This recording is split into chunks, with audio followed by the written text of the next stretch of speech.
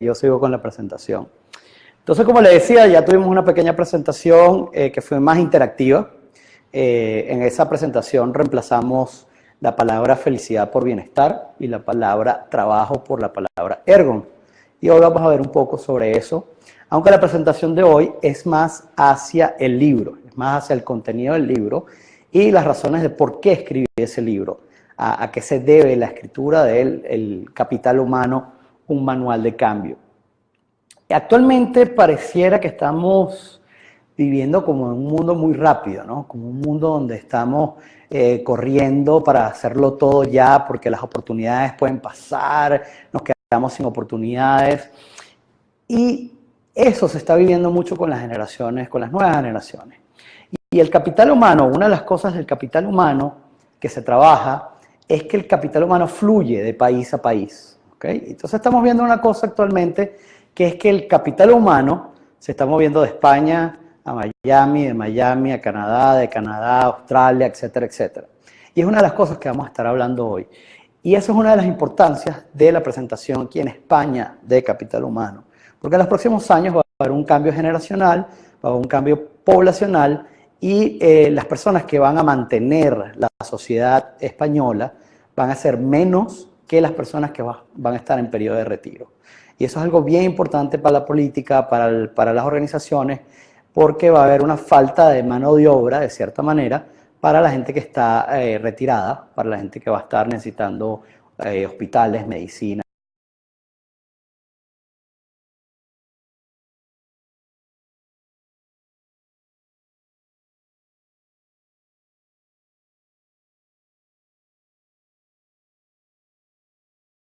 Y la razón del futuro no solo de ellos, porque ellos van a estar con otros niños alrededor, van a crecer con otros niños en el colegio, en la biblioteca.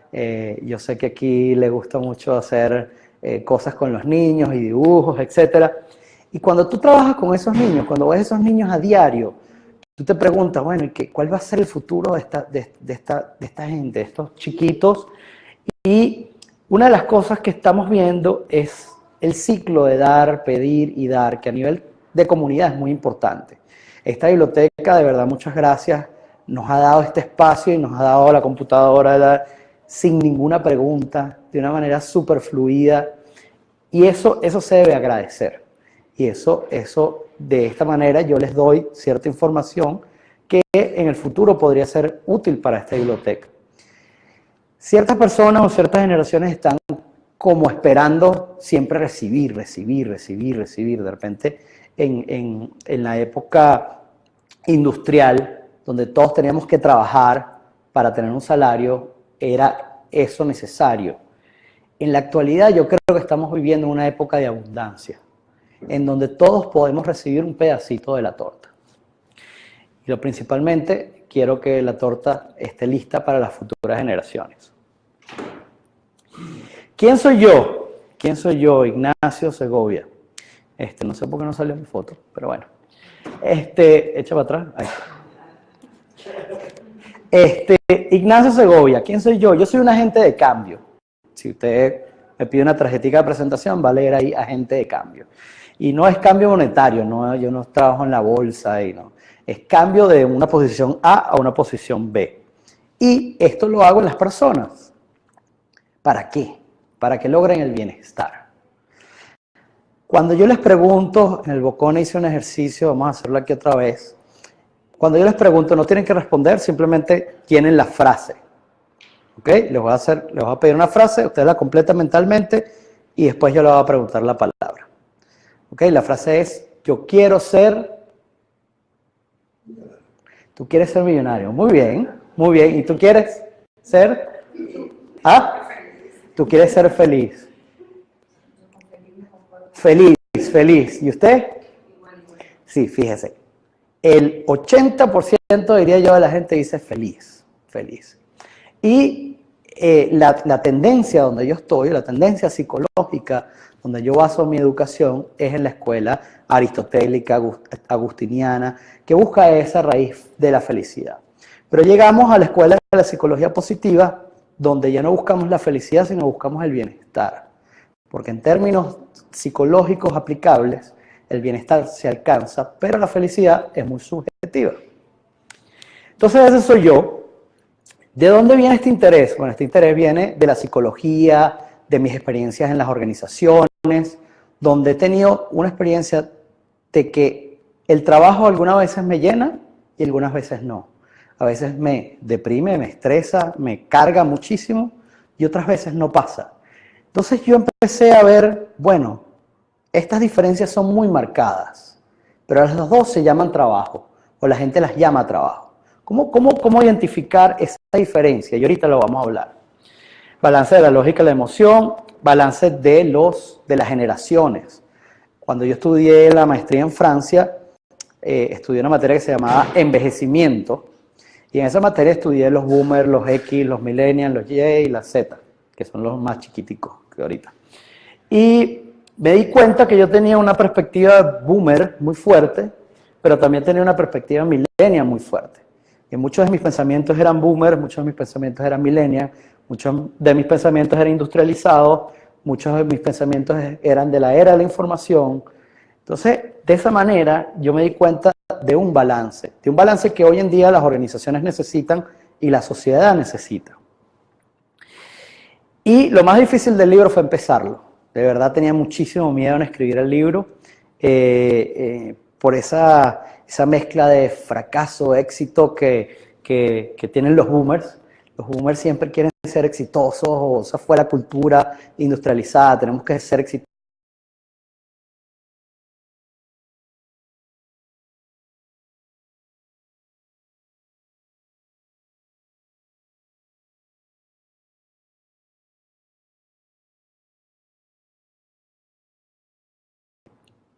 Lo empecé, lo escribí, ese es el libro, aquí está el libro. Lo empecé, lo escribí, se editó varias veces, porque yo escribo un poco bastante elaborado, se editó varias veces, me ayudaron bastantes editores, y salió el libro, pero en verdad yo no digo nada nuevo. Lo que yo estoy diciendo, yo digo que este movimiento nació conmigo, pero nació conmigo porque yo nací en 1979, que es la época donde más o menos empieza el movimiento. Y es un movimiento organizacional, social, etcétera, viendo los cambios de las generaciones en el futuro. Peter Drucker, el Dr. Covey, mucha gente en los Estados Unidos ya estaba presentando nuevas ideas para los cambios a las nuevas tecnologías, a los nuevos sistemas organizacionales. Y no se les ha escuchado. Y ahorita estamos llegando como un momento donde ya no puede evitarse más porque el cambio está aquí, ¿no? Ya la generación de los boomers se está retirando, la X está tomando más control, los millennials están entrando con las tecnologías. Ya es un momento que ya no se puede evitar el cambio. Es algo sumamente lógico lo que yo escribo. Es de sentido común. Ahorita vamos a ver un video de un muchacho que es artista y lo que él dice es exactamente lo que yo escribo en el libro, pero él lo dice desde adentro. Y ya van a ver cómo fluye su presentación. Y hablo de sistemas complejos, de recursos humanos, etc. Siguiente, por favor. El capital humano. Bueno, más o menos rapidito voy a repasar lo que se presenta en el libro. Presento lo que es la perspectiva económica, porque la perspectiva, el nombre capital humano nace de la economía. Viene de la economía y se aplica en las organizaciones. De eso hablo en el primer capítulo, de toda la parte histórica de la palabra capital humano. Después hablo de la parte desde los recursos humanos y hablo desde la parte de la ergonomía. La ergonomía es la ciencia que estudia el trabajo. Yo hice una maestría en ergonomía en la Universidad de Nanterre, en París. Y existe una desconexión muy grande de la ergonomía y los recursos humanos. Entonces yo presento el capital humano como un puente para pasar desde los recursos humanos hasta la ergonomía. Es un momento histórico para que hagamos la transición. ¿Y por qué la ergonomía? Porque la ergonomía es la ciencia que estudia el trabajo para adaptar el trabajo al hombre y no el hombre al trabajo. Los recursos humanos y la era industrial trabaja al revés.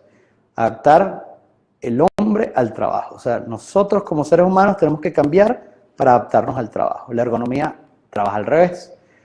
¿Cómo estudiamos los sistemas de trabajo para adaptarlos a cada una de las personas. Y eso ya lo ve, por ejemplo, con las personas con discapacidad. Es un enfoque nuevo. Antes las personas con discapacidad no entraban al trabajo, eran desechadas de cierta manera. Hoy en día, bueno, vamos a ver cómo se adapta ese trabajo a las características particulares de esta persona que tiene discapacidad. Siguiente. Tenemos un cambio de era. El doctor Covey habla de varias eras de los seres humanos. Él habla de la era de los cazadores-recolectores y decía, bueno, la gente que cazaba y recolectaba, cuando llegaron la gente de la agricultura, llegó un tipo y le dice, bueno, pero es que yo abro un huequito en la tierra, pongo esta pepita y si tú esperas unos meses, vas a tener más comida de lo que tú haces cazando y recolectando. Y la persona le decía, no, no te creo, mentira, yo soy el mejor cazador de la tribu. Llegó un punto donde la gente que hacía agricultura producía 50 veces más alimentos que los que cazaban y recolectaban. Después pasamos a la era industrial y eso se multiplicó por 100. Pero la gente que hacía agricultura le costó pasarse a la era industrial. Y así sucesivamente hacia la era de la información. Y él habla que de la era de la información vamos a pasar a la era de la sabiduría. Yo creo que no. Yo presento una era anterior a la sabiduría que la llamo la era de la felicidad y el bienestar. Yo creo que primero tenemos que hacer ese escalón en ese momento porque no creo que estemos listos todavía para la sabiduría. Nos falta un poquitico. Pero lo interesante de aquí es esa desaparición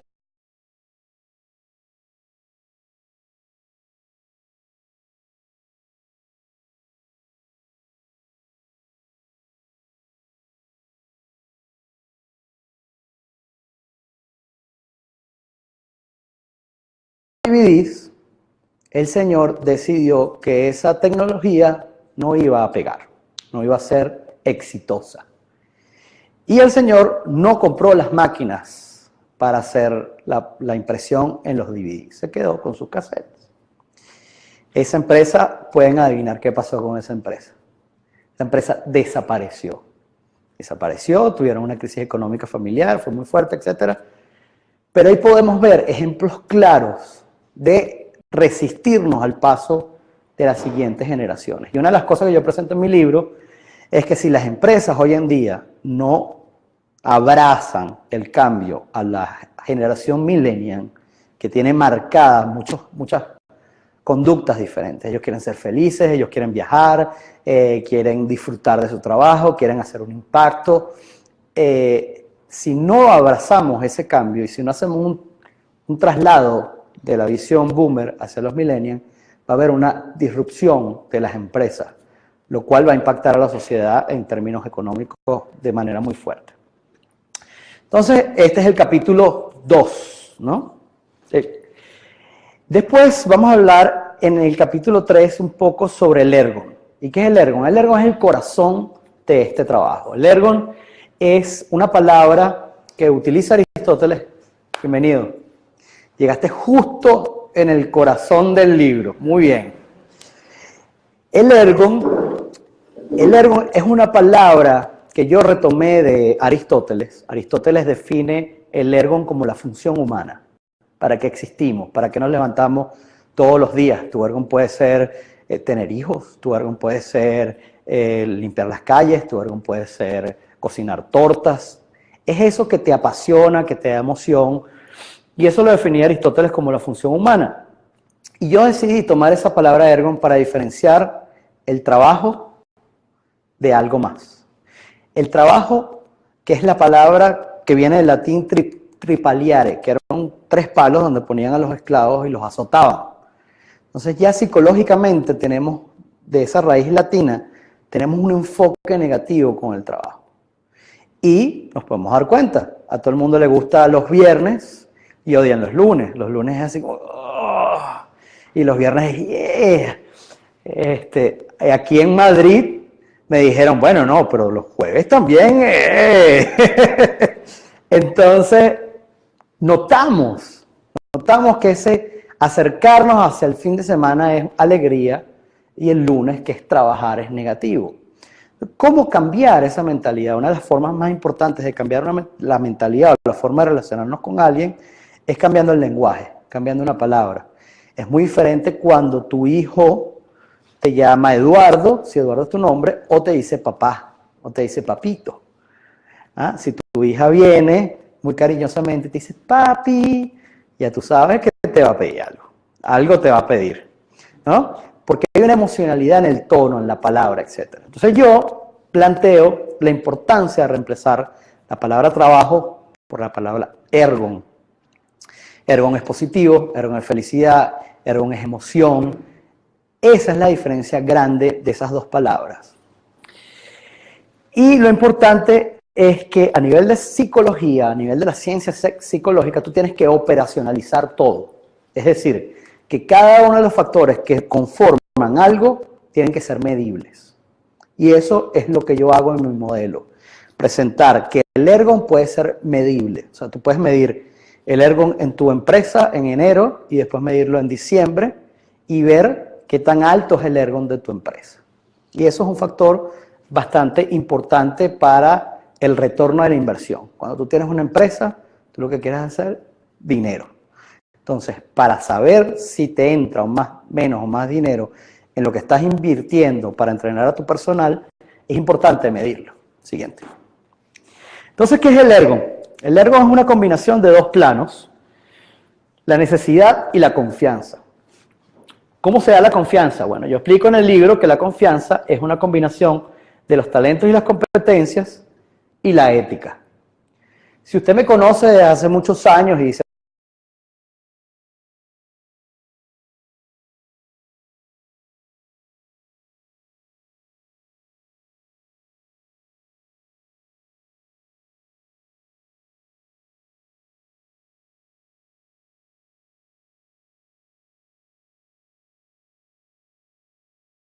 sabe que yo tengo buenos talentos y competencias, pero además tengo un nivel de ética alto, eso da la confianza. Y se ha comprobado que la confianza en todos los entornos sociales, especialmente en las empresas, reduce el tiempo de trabajo y reduce los costos. Si ustedes, por ejemplo, aquí en la biblioteca nos tuvieron la confianza, nos abrieron las puertas y todo fluyó. Fluyó de una manera que estamos aquí sin ningún problema. Pero si usted no tiene confianza, entonces pone muchas reglas. Bueno, pero ¿dónde está tu DNI? ¿Qué se llama aquí el carnet, no? ¿Dónde está tu DNI? ¿Dónde está tu declaración de impuestos? ¿Dónde está tal cosa? Nos damos cuenta, porque en nuestros países existen unos niveles de burocracia muy altos que detienen los procesos. Entonces, cuando el Estado es burocrático, gasta mucho dinero, se pierde dinero, etcétera, etcétera. Cuando el Estado no es burocrático, la cosa fluye. Eso es lo que yo plasmo en el libro a través de la confianza y la importancia de la confianza en las organizaciones. Y el otro plano es la necesidad interna de cada uno de nosotros, de los empleados, y la necesidad externa, la demanda. Porque yo puedo ser muy bueno cortando las copas de los árboles, pero si nadie necesita que yo vaya y le corte las copas de los árboles, no hay una demanda y no me van a contratar, entonces no va a tener trabajo. Por lo tanto, no se completa el círculo. Pero si existe una demanda externa, si existe una necesidad donde, bueno, necesitan psicólogos y yo, mi bienestar, mi alegría y un acrónimo que llamo FRESA, que se los voy a explicar ahora, si eso existe, si necesita la parte externa que es la demanda y mi bienestar interno, entonces eso cubre la necesidad de las dos partes. Y esa combinación de los dos planos nos dan este cuadrito aquí en el medio, que es el ergon, que yo llamo ergon. Cada uno de estos factores son medibles y analizables. Uno de los factores más interesantes que yo presento acá, porque los talentos y las competencias más o menos se conocen, ¿no? Ya se escuchan en el mercado, la ética se conoce bastante, lo que es la demanda externa también y cómo medirla. Pero el término FRESA es un acrónimo que está presente para lo que es fluir, relaciones, emociones positivas, que las emociones positivas es eso que subjetivamente llamamos felicidad. La S que es, la S siempre se me va. Tenemos positive emotion, engagement, relationship, meaning, accomplishment. Ah, sentido, sentido. La S es sentido, que es que algo es más grande que tú. Eso que pasa siendo parte de una biblioteca de la comunidad, eso que pasa siendo parte de una iglesia, de una fundación, el darle sentido a tu vida está conectado contigo y conectado con lo que tú haces. Es algo más grande que tú. Y la A es de alcanzar. Es decir, que tenemos metas a mediano, a corto, mediano y largo plazo que nos hacen estar conectados con la actividad. Cuando están estos 5 factores dentro de la actividad de trabajo, o lo que yo llamo ergon, la persona alcanza el bienestar. Y eso está comprobado en la psicología positiva. Martin Seligman, que fue presidente de la Asociación Psicológica Norteamericana por muchos años, ha estipulado todos estos factores y ya tenemos pruebas psicológicas que los miden cada uno de los factores. Entonces uno puede medir su nivel de fresa en enero y podemos medir nuestro nivel de fresa en diciembre y podemos decir, bueno, nuestra fresa ha crecido o nuestra fresa no ha crecido. Yo sé que estos términos son bien difíciles porque son términos muy abstractos tal vez. Por eso conseguí este video, que fue el video que ganó el Grammy Latino para el corto del 2016. Y les voy a pedir que reemplacen, primero que presten atención porque creo que es bien bajito el volumen, que reemplacen la palabra arte por ergon. Hagan ese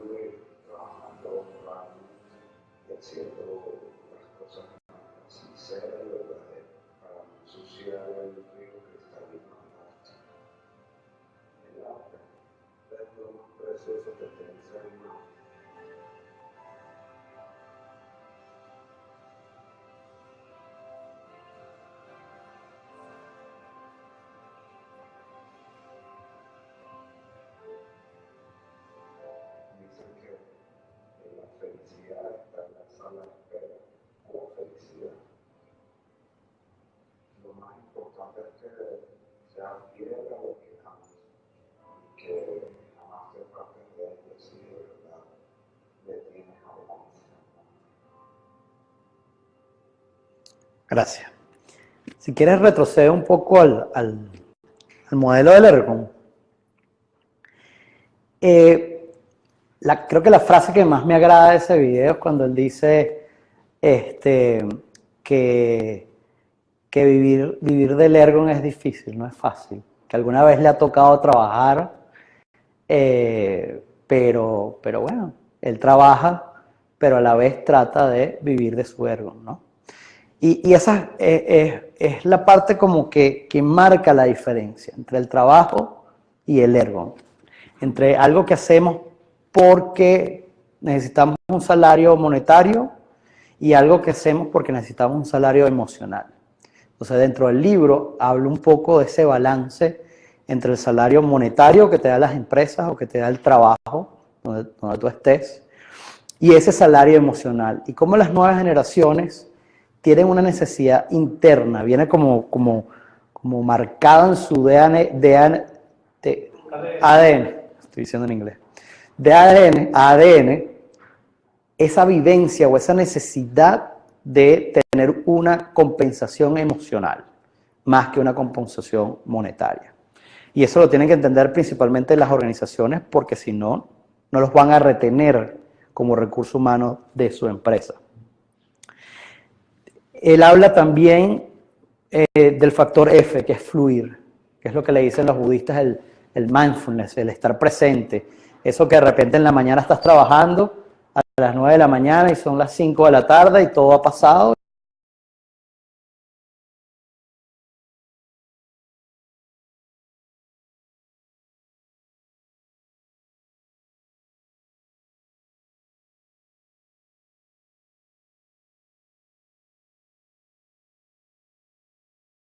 Sí. Me puedo imaginar cómo mides la fresa, la demanda también. Lo que no veo mucho es la ética. ¿Cómo mides la ética? Ok, hay un libro que se llama el Speed of Trust, la velocidad de la confianza, que escribió el hijo del Dr. Covey, y habla de cómo lograr la ética y los valores dentro de la organización y cómo esa ética crea la confianza y cómo a partir de esos valores creados en las organizaciones se incrementan o se disminuyen los tiempos de producción y el capital invertido en los proyectos. Entonces, cuando tú puedes medir la reducción de capital y la reducción de los tiempos, entonces le puedes explicar a la empresa cómo la ética, cuando los correlaciona, cómo la ética afecta los tiempos y la cantidad de dinero que metes en los proyectos. Una medición indirecta. Es una medición, no mides la ética como ética de la persona, mides cómo la ética impacta la productividad y los tiempos dentro de las organizaciones. ¿Otra pregunta? ¿No? Bien, seguimos. Ya estamos cerrando. Bueno, hoy pues, el objetivo principal era presentar el libro.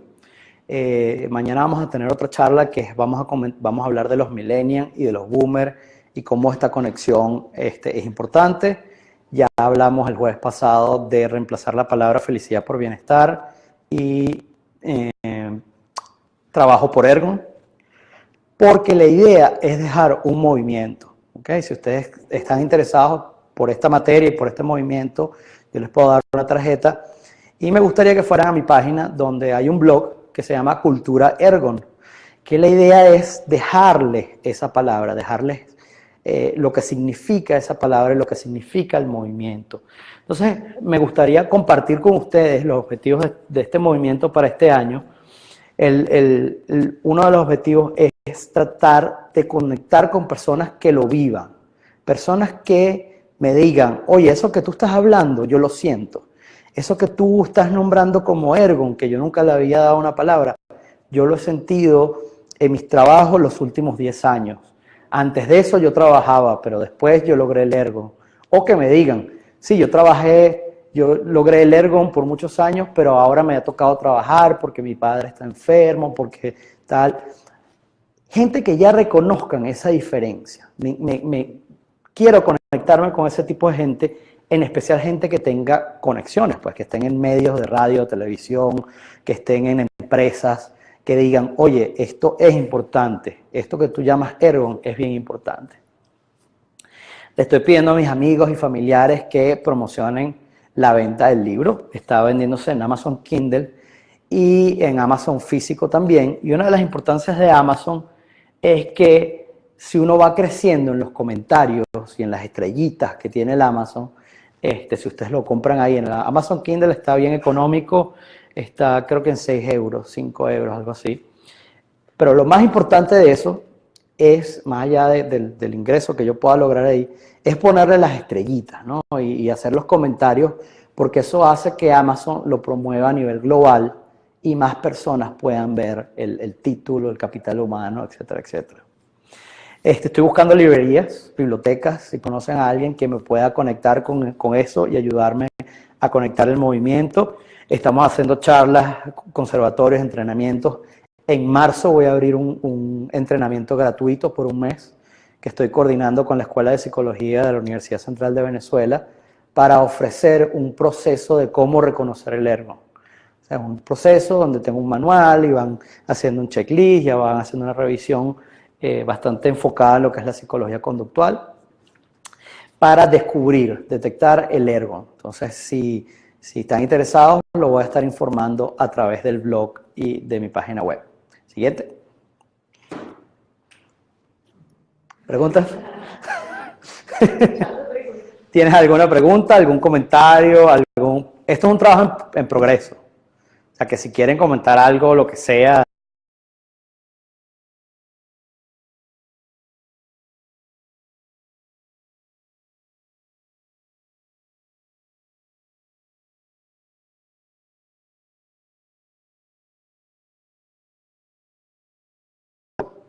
Es que no saben distinguir lo que es el ergo o cómo meterse en ese ergo.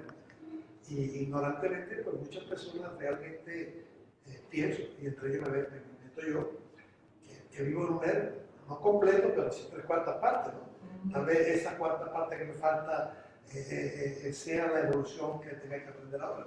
Pero que realmente es verdad lo que tú dices en el sentido de que cuando las cosas se hacen con gusto, con presión, con dinamismo, con ganas de querer, el triunfo es totalitario. Sí, sí. Y además, bueno, aunque tengas un pie nada más adentro, te das cuenta cada vez que lo sacas. No, es que te motiva a seguir creciendo, te motiva a seguir inventando, te motiva a seguir ayudando. Claro, claro.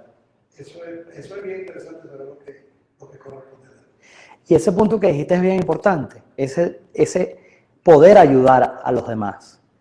Porque cuando nosotros hablamos normalmente de trabajo, nuestras fiestas, reuniones familiares, etc. ¿Cómo está tu trabajo? Bien, bien, bien, bien. O no, mal. Pero no hay un plan para hacer el cambio, no hay un plan porque ese es el trabajo, eso es lo que tienes que hacer y eso es para lo que vives. Pero en cambio, si tú hablas de trabajo y hablas de Ergon, llegas a una fiesta y le dices, mira, ¿cómo está tu Ergon? Mira, ahorita no tengo, estoy trabajando, pero mi Ergon es Si tú puedes ayudarme con alguna conexión, algún amigo, mira, mi Ergon es cocinar pastas. Entonces tú prendes el bombillo y dices, yo tengo un amigo que tiene un restaurante de pastas, te puedo presentar con él. Buenísimo, ¡pum! Se conecta y puedes ayudar y puedes colaborar en el crecimiento del Ergon de la gente. Pero si la gente simplemente está encascada, metida en un ciclo de trabajo, donde el ciclo es pagar deudas, pagar lo que llama Kiyosaki la carrera de la rata, el que escribió Padre Rico, Padre Pobre, él habla de la carrera de la rata, pues. Estás ahí corriendo en tu rueda porque lo que quieres es pagar deudas, pagar esto, pagar aquello, no sales de ahí. Y no puedes salir de ahí si no reconoces la forma de alcanzar el Ergon, de alcanzar algo diferente. Además que aparte de eso, lo que está comentando es el hecho de que uno se siente bien. O sea, el mismo sentimiento que tú tienes hacia las cosas, o hacia lo que estás haciendo, o hacia lo que has hecho, te hace sentir bien a los demás. Porque no compites por la parte económica, porque por la parte económica estamos todos compitiendo. Pero cuando tenemos abundancia, entonces queremos darle a los demás. ¿Sí? ¿Algún otro comentario? ¿Has hablado de los millennials y los...? De los boomers. Los boomers. Los boomers, después de la Segunda Guerra Mundial, los países desarrollados en Europa, todos los países que estuvieron bajo el Plan Marshall y en Estados Unidos y en Canadá, se produjo por ese financiamiento y toda esa parte, se produjo un gran crecimiento poblacional. O sea, tuvieron muchos hijos, la familia tenía muchos hijos. Y ese crecimiento gigantesco se le llamó boom, ¿no? Se le llamó los boomers, los baby boomers. Entonces, todos los boomers son hasta el 60 más o menos. Hay unas variaciones ahí en los tiempos, pero alrededor de los 60, 80, la generación X, y 2000, la generación Y, o lo que llaman los millennials, los que están entrando ahorita a posiciones importantes en las empresas. Y que, como están entrando, y los boomers son todavía un poco la cabeza de las empresas, están teniendo un choque en su forma de actuar, en su forma de liderizar los equipos, su comunicación. Los boomers no crecieron con tecnología, no crecieron con Facebook, Instagram, Snapchat, esto, aquello, y tienen ciertos problemas o ciertas dificultades de entenderse con una generación que ya no habla, que te manda mensajitos de texto. Entonces, por darles un ejemplo palpable diario de nosotros, pero en las organizaciones existe una zanja muy grande entre las dos generaciones. Y yo hablo de una manera para fusionarlos entre las dos en el entendimiento del ergo. Una de las cosas que me parece bastante interesante entre todas estas cosas interesantes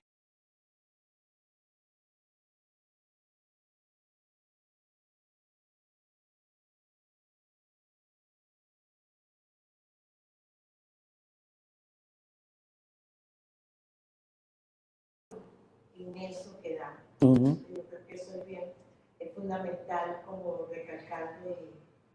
Sí, fíjate tú que los momentos más difíciles de un viaje en avión son el despegue y el aterrizaje, los momentos de cambio, porque son los momentos donde hay más variables en el medio que los pilotos tienen que controlar.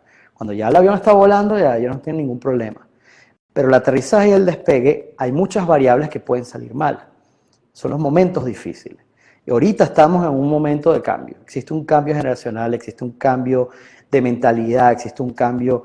Y no es por hablarlo de forma esotérica, porque si hablas con la gente esotérica que les gusta que si la era de Acuario y la otra era y tal, no sé qué, son números. En términos de números estamos viendo un cambio generacional, estamos viendo un cambio cultural, etc. Y en este momento las variables son peligrosas. Podemos tener una explosión social muy fuerte o podemos tener un crecimiento social muy fuerte.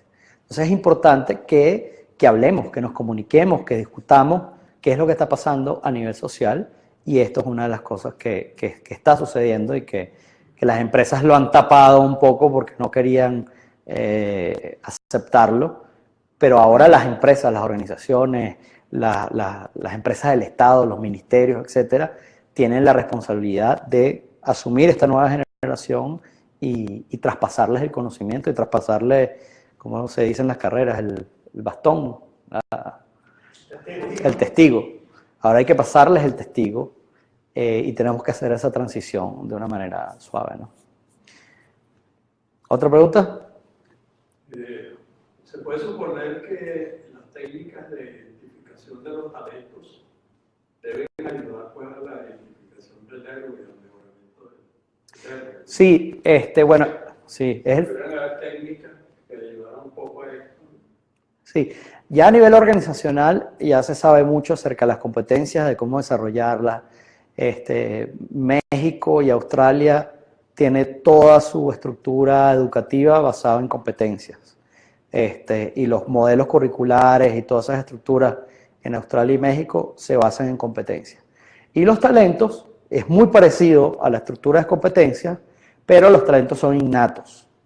Los talentos nacen con nosotros, las competencias pueden ser desarrolladas. Y a través de la ergonomía, que es el análisis de la persona, tanto física, psicológica como social, tú puedes ver estos talentos, puedes analizarlos, puedes ver, bueno, si lo ves desde la perspectiva de biomecánica, los futbolistas, bueno, hay uno que tiene una pierna más larga que la otra y por eso chuta muy duro y entonces lo puedes analizar. Ya el trabajo acerca de talentos está muy desarrollado por la ergonomía francesa y española. La ergonomía aquí en España está muy desarrollada con respecto a otros países del mundo. Lo malo es que en España se clasifica en el diseño, solo en el diseño, lo conocen por el mouse, el monitor, etcétera, o por la parte de seguridad industrial. Todo lo que es la prevención de accidentes, etcétera, queda relegado a esa área, pero la ergonomía ya trabaja talentos y competencias y tiene modelos bien fuertes en esas áreas. ¿Alguna otra pregunta?